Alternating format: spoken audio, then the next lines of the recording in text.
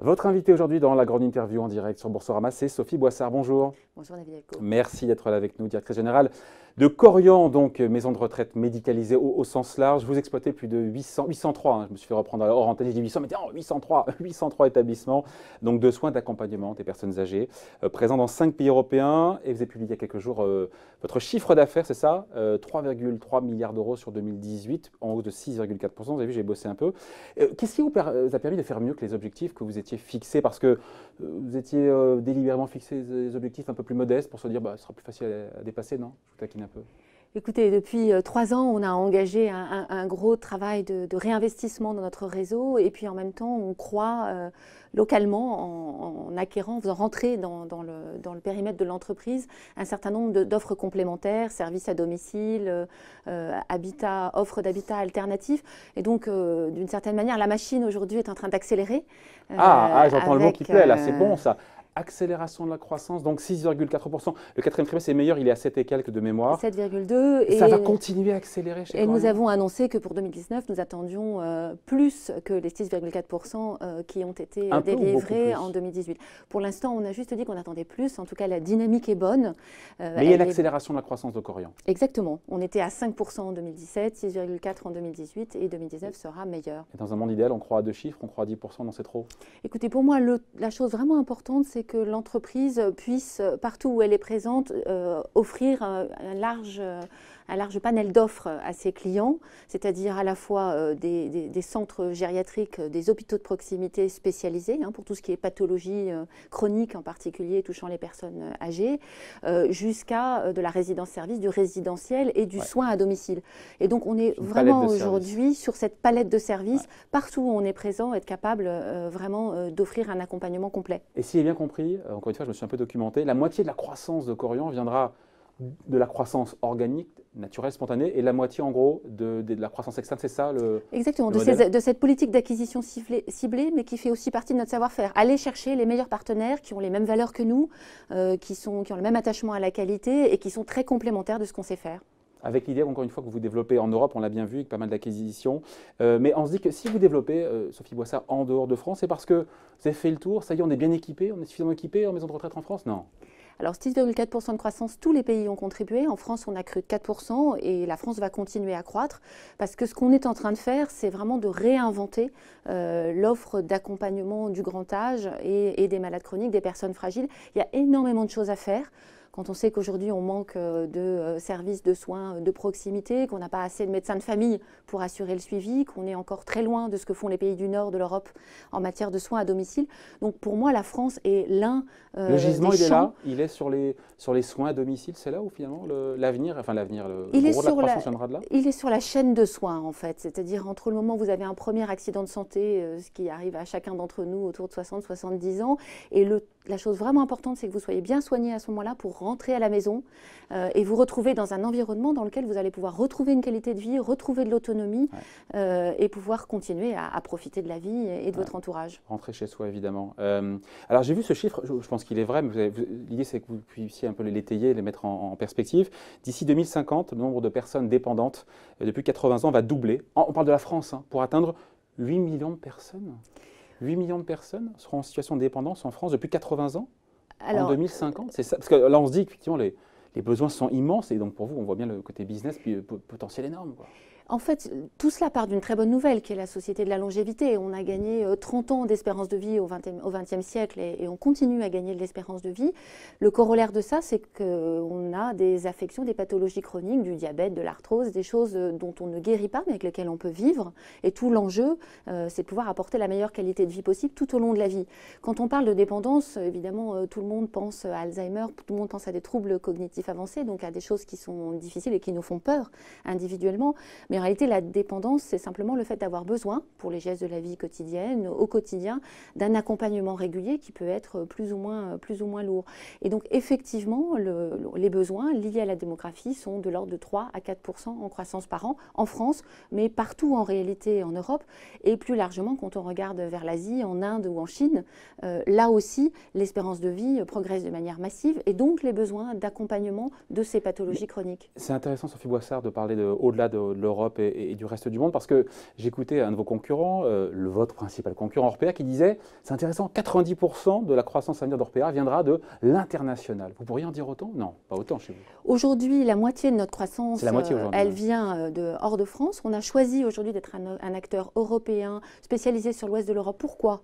Parce qu'on considère que c'est là que sont les besoins que l'on connaît, qu'on est capable de servir, que le grand enjeu pour des activités comme les nôtres, c'est d'être capable de recruter, de former des professionnels de santé, et que ça, c'est quand même très lié à la culture professionnelle, à la culture du soin.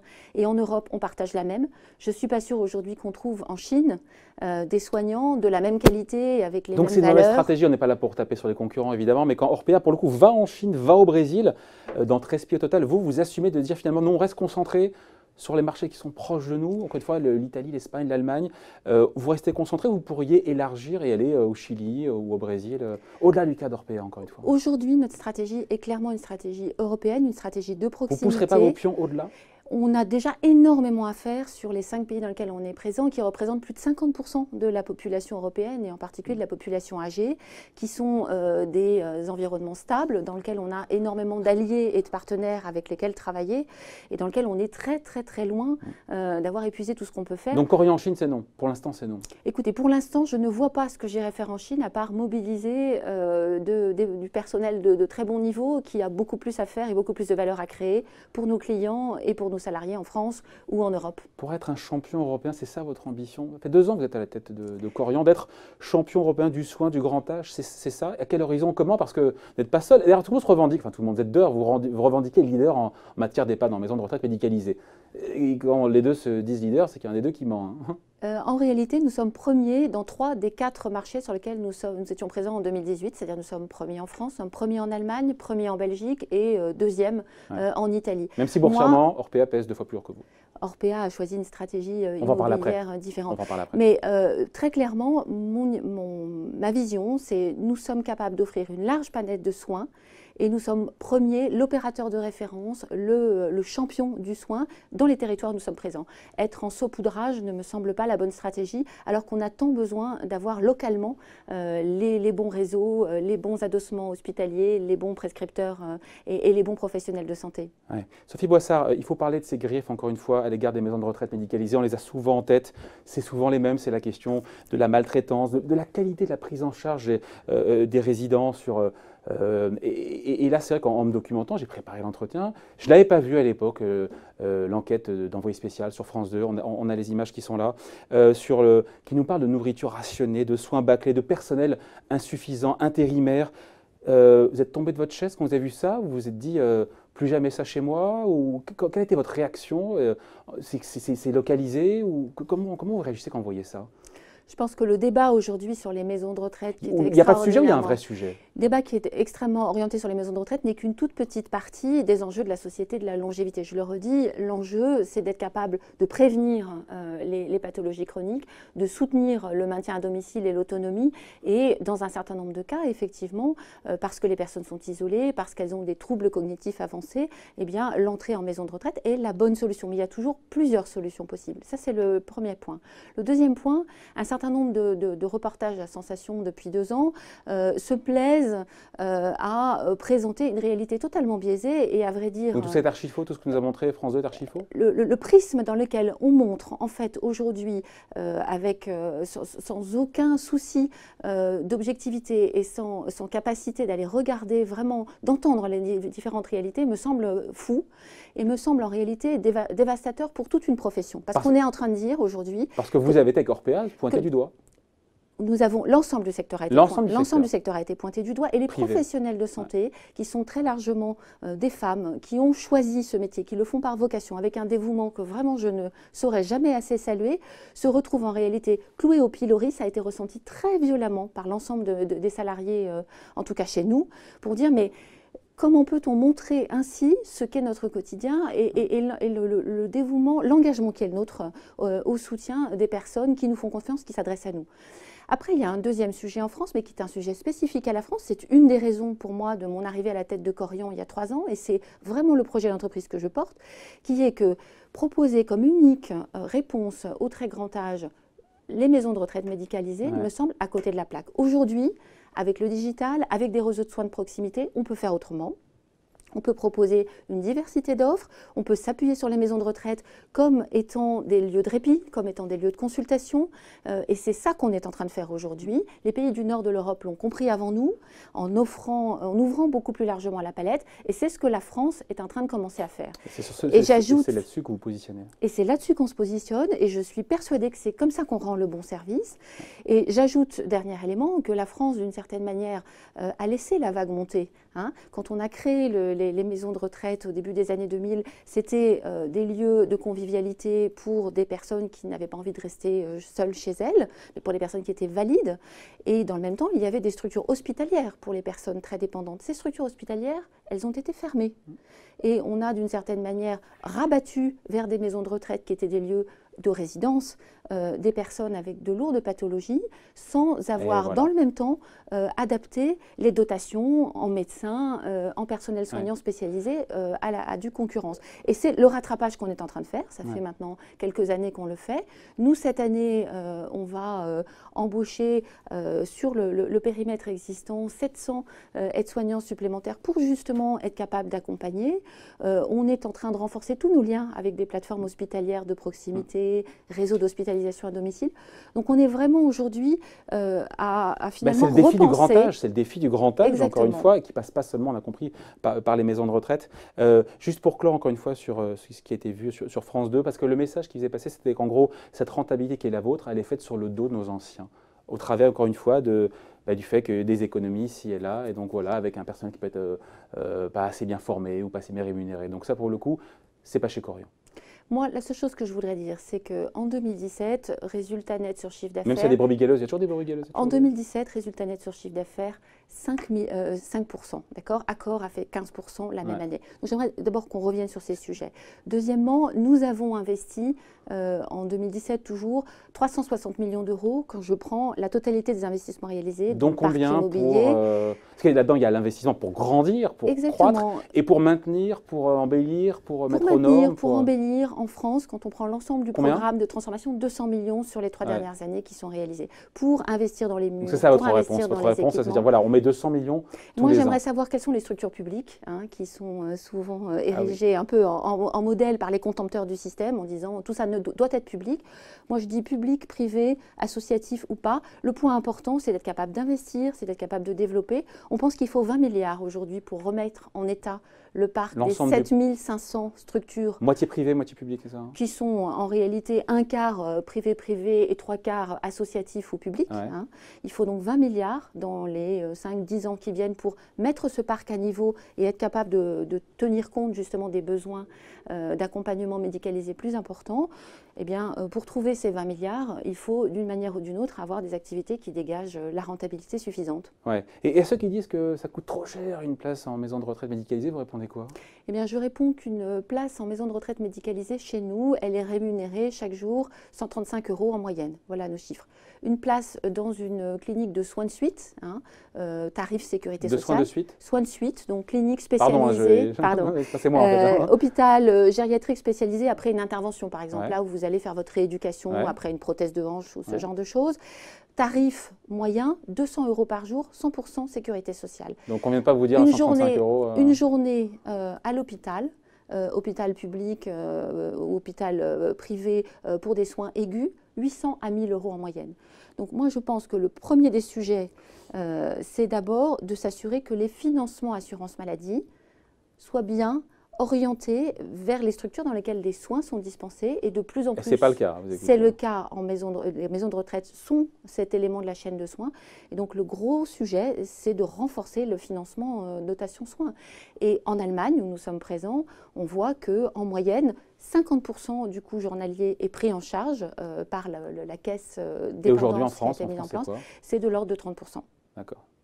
Donc, et oui, on trouve où le financement public là-dessus? La France, globalement, quand on regarde l'effort santé et dépendance rapporté au PIB, est champion d'Europe. Donc il doit y avoir des marges quelque part, c'est ça? Donc d'une certaine manière, je pense que les financements ne vont pas nécessairement au bon endroit, quand on regarde aujourd'hui les besoins épidémiologiques et démographiques du pays. Ouais. Donc le sujet est très clairement effectivement de mieux doter des structures qui se sont médicalisées comme les maisons de retraite pour qu'elles puissent jouer pleinement leur rôle d'accompagnement. Et puis par ailleurs de développer, mais vraiment on a des marges de manœuvre gigantesques en France, tout ce qui est accompagnement à domicile et ambulatoire. Et c'est ça. C'est ça. C'est ça qui va permettre de proposer dans la durée un meilleur accompagnement, une meilleure prévention. C'est ceux qui veulent rester chez eux, qui est souvent le cas, parce qu'on sait bien que quand on rentre en maison de retraite médicalisée, en général, quand on en sort, on en sort Écoutez, souvent dans la boîte, comme on dit, pardon de dire comme ça. On en sort. Non, c'est une image d'épinal de dire ça. plus en plus, les maisons de retraite jouent aussi le rôle de structure de répit, par exemple pour des séjours après l'hôpital, avant de se retrouver dans un domicile aménagé, de rejoindre un enfant, etc. Ou des séjours de répit pour les aidants, pour pouvoir prendre des vacances ou se reposer.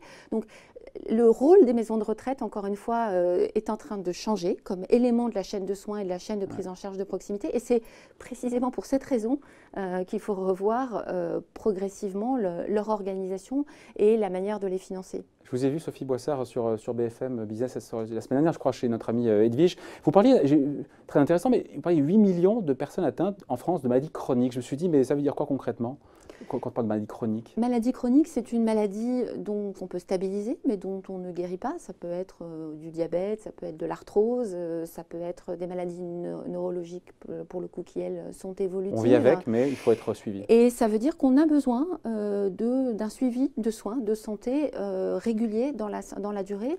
Et avant, d'une certaine manière, d'abord, on en mourait plus vite de ces maladies, donc c'était moins long. Donc maintenant, la bonne nouvelle, c'est qu'on peut vivre très longtemps avec un état stabilisé. Sans aller en maison de retraite médicalisée pour autant. On peut le faire à domicile, à condition que votre domicile soit adapté pour ça. Ouais. C'est-à-dire que vous soyez capable, que la salle de bain soit accessible lorsqu'on n'est pas forcément très mobile, qu'on puisse vous porter vos courses, bref, que vous ayez l'environnement adapté. Et cet environnement adapté, dans certains cas, ça peut être votre chez vous d'origine. Ça peut être un chez vous nouveau, une résidence-service, où vous êtes présent de aussi, colocation, où nous sommes présents aussi. Sur toute la chaîne de valeur, on voit le positionnement, c'est être finalement là où il y a les besoins. Mais parce que nous savons, nos professionnels de santé, 52 000 salariés, la moitié de professionnels de santé, sont des spécialistes du grand âge et de l'accompagnement de ces fragilités. Et il faut d'une certaine manière toute une communauté pour accompagner une personne fragile ou qui vieillit. Et je crois que c'est exactement, en tout cas, ce que nous, Korian, les hommes et les femmes de Korian, sommes là pour 50 000 faire. salariés, 52 000 salariés. C'est ça, pardon, 52 000, voilà. Et 52 000 salariés et ES, en grande partie, 85% de femmes. Évidemment.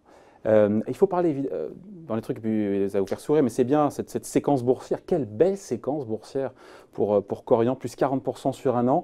On se dit quoi? Il y en a encore sous le pied parce que certains disent, analysent, que vous êtes moins valorisé encore qu'Orpea, votre grand concurrent. Il y en a encore sous le pied quand on a fait 40% sur un an? Je pense qu'il y en a encore beaucoup sous le pied. Je pense que Korian est une très belle entreprise, a beaucoup de potentiel et je pense que notre projet d'entreprise devrait progressivement amener encore de la création de valeur, y compris pour les actionnaires. Et tout ça, je pense qu'on a vraiment aujourd'hui un alignement entre ce que nous sommes en train de faire pour nos clients, pour nos partenaires publics et privés, ce que nous sommes en train de faire pour nos actionnaires et bien sûr ce que nous faisons pour nos salariés qui sont le cœur même de ce que nous sommes. Ouais. Pour celles et ceux qui nous regardent, qui on est arrivé sur les cours de bourse, qui disent tiens mais il y a Orpea, il y a Korian, le parcours boursier il est top chez vous, mais quand on regarde pour le coup Orpea qui a beaucoup monté mais dans le passé et qui je crois est quasiment stable ou même en baisse sur un an, on le recevra le patron d'Orpea évidemment pour en parler avec lui. Qu'on comprenne bien, vous êtes quasiment à égalité en termes de maisons, de nombre d'établissements, mais en termes de capitalisation boursière, ils sont 2 fois plus gros que vous. Il faut expliquer d'où ça vient. Eux ont fait le choix, qui est aussi le vôtre aujourd'hui, d'avoir un taux de détention des murs, de posséder les maisons de retraite. Vous êtes à 20% aujourd'hui, eux, ils sont à 50%. C'est ça qui explique, c'est la stratégie immobilière qui explique l'écart de poids boursier. Une bonne partie du différentiel. Alors au-delà de la décote, effectivement. Cette stratégie, pour moi, il est très clair que nos murs font partie intrinsèque en fait de nos actifs et de notre élément différenciant. C'est pour ça, dans un contexte aujourd'hui où les taux d'intérêt immobilier, le financement immobilier est abondant et très peu cher à taux fixe. C'est pour ça que vous mettez le pied sur l'accélérateur pour avoir. Il y a l'ambition de se dire, bah tiens, horizon X années, on aura la moitié du parc qui nous appartiendra. On avait fixé, on était parti à 14% il y a 2 ans du parc détenu. On avait fixé une première marche à 20%. Vous y êtes. Et on y La prochaine, y sera. elle est où? Elle est quand? Elle est combien? Et on est en train de travailler sur la marche d'après. Mais c'est sûr que tant que les financements aujourd'hui sont abondants, peu chers, et que nous sommes en train de réinvestir ou de reconstruire une partie de notre parc, on a 100 projets immobiliers aujourd'hui en cours de réalisation, soit nous-mêmes, soit avec des partenaires, eh bien, ça vaut vraiment la peine pour nous d'investir parce que finalement, on paie autant à rembourser nos prêteurs, nos banques, que l'on paierait à des propriétaires, sauf qu'à la fin, c'est à nous. Évidemment. Alors que dans l'autre Locataire, cas, propriétaire. c'est fini pour nous. Voilà, exactement. Débat vieux comme le monde. Mais le prix à payer, ce sera, quand on investit, c'est de la dette. Vous pouvez supporter combien de dettes en plus? Ça veut dire, voilà, ça veut dire qu'il faut du gearing, il faut de l'endettement supplémentaire. Là aussi, il y a de la marge. Il y a beaucoup de marge parce qu'aujourd'hui, quand on regarde notre dette immobilière rapportée à la valeur de nos actifs, on est à 50%, alors que assez classiquement sur des actifs qui sont sans risque, en réalité, on pourrait monter de 10 ou 20 points supplémentaires en pourcentage de dette. Donc, on a de la marge de manœuvre en termes de capacité d'endettement sur l'immobilier, à condition évidemment que ce soit sur des beaux actifs et sur des projets bien réalisés. Mais parce que quand les taux d'intérêt sont bas, parfois on se dit on peut prendre tout n'importe quoi, il faut toujours être sélectif, j'imagine, dans les projets. On est très sélectif, mais globalement nos activités sont profondément immobilières puisque ces 803 établissements sont tous des lieux physiques. Donc on a besoin de ces lieux physiques pour bien opérer. Donc entre les détenir ou les louer sur une longue période auprès de propriétaires tiers, dans un certain nombre de cas, l'arbitrage est clairement en faveur de la détention. Il y a du potentiel en bourse pour le titre Korian. Exactement. Bon, et dernière question, qu'est-ce qui a changé? Ça fait 2 ans que vous êtes à la tête de… 3 ans. 3 ans, pardon. 3 ans, décidément. 3 ans à la tête de Korian, vous étiez avant la SNCF. Qu'est-ce qui a changé chez Korian depuis que vous avez pris les rênes de la maison? Qu'est-ce qui, vraiment, dans le quotidien des gens, dans la stratégie, je ne sais pas, il y a une patte, entre guillemets, Sophie Boissard? Je crois que le mouvement que nous avons fait, c'est de nous dire finalement, nous étions considérés comme un opérateur spécialisé de maisons de retraite. Et nous sommes aujourd'hui en chemin pour construire un champion européen du soin et de l'accompagnement des personnes âgées et fragiles, avec cette vision de dire, nous ne voulons pas être un mono-opérateur de maisons de retraite, mais nous voulons vraiment partir des besoins locaux de nos clients et être capable de proposer cette palette d'accompagnement qui est ce à quoi chacun aspire dans son parcours de vie. Et donc cet élément-là, ce positionnement-là, je crois que nous sommes vraiment les premiers à l'avoir posé. En occupant toute la chaîne de valeur. Exactement, et que toute l'entreprise aujourd'hui est vraiment en énergie et en tension sur cet objectif. Et voilà, moi j'en suis extrêmement fière et je suis très très confiante sur la trajectoire que l'entreprise est en train de faire aujourd'hui à l'échelle européenne, et ça c'est formidable. Dernier point, j'y pense comme ça, je n'ai pas prévu ça, mais pour les collaborateurs, il y a cette prime de 1 000 € défiscalisés. Il y aura des primes chez Korian? Alors nous avons annoncé à la fin du mois de décembre que nous faisions, effectivement, en plus du 13e mois que nous sommes le seul opérateur du secteur à faire et qui vient, qui est payé au mois de janvier. C'est pour l'autre, ça. Voilà, nous avons annoncé que nous faisions 200 € de primes défiscalisées complémentaires pour les salaires de base de moins de 2 000 € par mois. D'accord, voilà. En tout cas, merci d'avoir été l'invité donc de la grande interview en direct sur Boursorama. Sophie Boissard, directrice générale de Korian. Merci à vous. Merci.